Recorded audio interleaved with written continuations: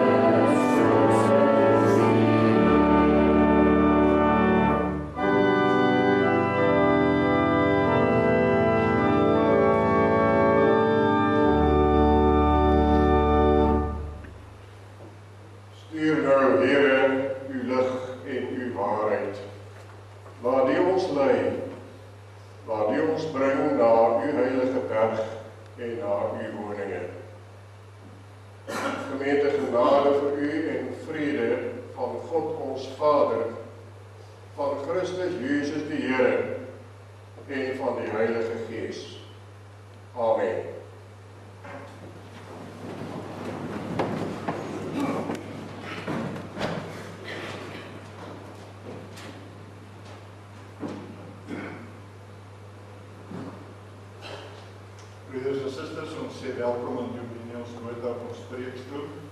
Ons sien ons sy diens. Kom ons antwoord op die Here se seëngroet met 'n lofsang. Kom ons sing saam met Gesang 464, strofes 1, 3 en 4.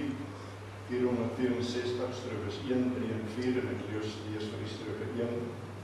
O Heer my God, as ek in eerbied wonder en al die werke elke dag aanskou, die son en maan, die aarde, sterrewolke, hoe u dit elke dag onderhou en die refrein wat daarop volg.